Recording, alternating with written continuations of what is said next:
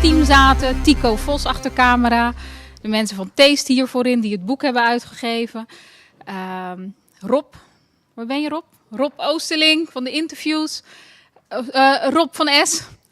Henk Oosterling komt straks, excuus. Ik ga vandaag de dag een beetje aan elkaar praten. Wat hebben we vandaag? We beginnen straks met de wethouder, maar daarna komt Noorten Karisli gaat iets meer vertellen over het project Your Identity. Daarna hebben we 2 deelnemers aan het woord, 2 jongeren die ook in het boek staan. Dan het moment, de presentatie van het boek. Dan komt Henk Oosterling, die is nu even nog elders bezig, maar die komt en hij gaat iets vertellen over de lesbrief die we ook hebben ontwikkeld. Waarbij het boek en de lesbrief het thema identiteit en de binding met de stad gebruikt kan worden voor op scholen. En dan is er tijd voor vragen en antwoorden. Dat kan aan Noort en aan mij, iedereen die eraan heeft meegewerkt, ook aan Henk natuurlijk. En dan hebben we nog een gezellige borrel en dan gaan we dat nog even vieren. Dus ik wil jullie niet langer in spanning laten. Ik wil aan de wethouder Rick Grassel vragen om de opening te doen. En ik ben van meet af aan bij het project betrokken geweest. In de zin dat de initiatiefnemers zich bij mij ook melden van dit willen we graag gaan doen. En ik vond het een goed idee. Het gaat op zoek naar identiteit en het toont ook de verschillen. Het gaat op zoek naar wat jongeren met name bindt, wat hen drijft, waarom ze de dingen doen die ze doen. En het geeft ook aan waarom ze allemaal zo verschillend zijn en waarom gelukkig de Nederlander niet bestaat en ook de jongeren niet bestaat. En het boek gaat allemaal over jongeren en niet over de jongeren. En dat is precies het verschil. En dat is precies waarom dit boek denk ik interessant is. Maar meer kan ik er niet over zeggen, want ik heb het nog niet helemaal kunnen en mogen bekijken. Want zo hoort dat nu eenmaal bij boekpresentaties. Maar ik ben er trots op dat dit kan in Rotterdam. Dat dit de sfeer is waarin we in deze stad bezig zijn. Ook in Rotterdam moet er nog het een en ander veranderen aan die sfeer in een heel aantal gebieden, met name ook in het politieke domein in deze stad. Maar het gaat vanzelf gebeuren, ik maak me daar geen zorgen over. Rotterdam heeft de toekomst, de jongeren van Rotterdam hebben de toekomst. Deze stad zal over die jaren, 10, 20 jaar na nu, het voorbeeld zijn in Nederland van hoe het wel kan met elkaar. En ik ben trots omdat ik een Rotterdammer ben als jongere. En ik denk dat alle jongeren die in Rotterdam wonen ook echt trots zijn dat ze Rotterdams zijn. Omdat we gewoon een hele mooie stad hebben. En heel veel culturen hier zo. Als het goed is 167 nationaliteiten in Rotterdam. Want ik ben ook van mening dat de Rotterdamse identiteit niet bestaat. We zijn heel erg multicultureel in Rotterdam. Iedereen doet lekker zijn eigen ding. Maar toch is er ook, denk ik, één ding dat ons zeg maar bindt. En dat vind ik zeg maar dat iedereen toch heel erg behulpzaam is aan elkaar. Identiteit kan nogal zeg maar, veranderen in de loop van de jaren. Laten we het zo zeggen. Dus, en in die tussenliggende 43 jaar zijn nog wat andere dingen gebeurd. En elke keer dacht ik van, nou, dat ben je dan, hè. Het was vooral omdat iemand tegen je zei, nou, dat ben jij, hè. Of ze vroegen ze, wie ben jij? En wat doe je? Je kunt ook vragen, wie is je vader, wie is je moeder? Dus het zijn alleen maar vragen eigenlijk van andere mensen die jou met je neus erop drukken. Dat jij moet antwoorden wie je bent. Dus identiteit is een raar ding. We hebben nu een boek, Your Identity. En er staan 50 fantastische interviews in. Ik had het nog niet gezien, het ziet er echt fenomenaal uit. Dus, maar de vraag is natuurlijk, wat nou eigenlijk, hoe bedoel je identiteit? Hoe bedoel je? Als niemand jullie wat gevraagd had, had je het ook niet, had je geen antwoord gegeven erop. Dan had je het gewoon gedaan, dan was je gewoon iemand. Jongens en meisjes, dames en heren, ook ik wil jullie van harte welkom heten bij de presentatie van het boek Your Identity.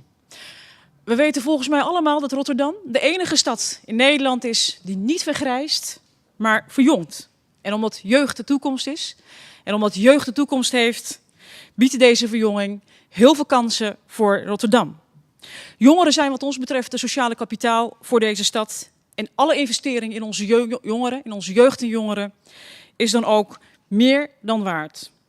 1,5 jaar geleden hebben Chantal en ik het idee opgevat om een project op te zetten in het kader van Jongerenhoofdstad over het thema identiteit. We zien dat jongeren, vooral als het gaat om bepaalde fasen in hun leven, met een aantal vragen het komen zitten en op zoek gaan naar identiteit. Vragen als, waar sta ik voor? Waar hoor ik bij? Wie ben ik?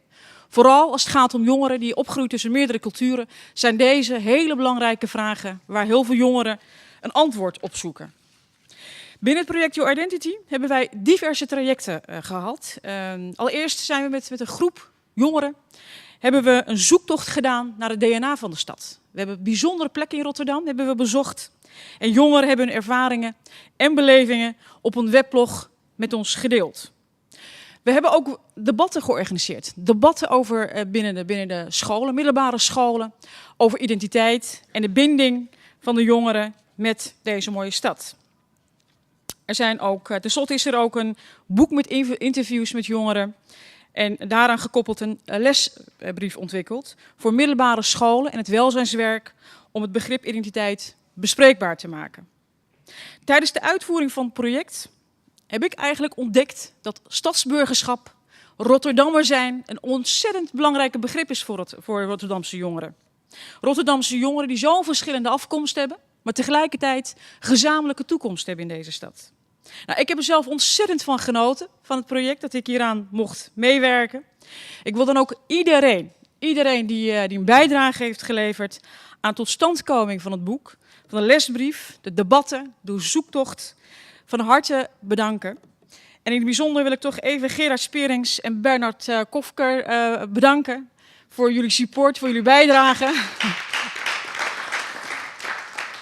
En als laatst wil ik ook natuurlijk al deze jongeren, deze Rotterdamse jongeren, ook van harte bedanken voor hun bijdrage en voor hun inzet. En ik wil graag een hartelijk applaus voor deze jongeren die afgelopen periode zo hard hebben meegedaan aan het project.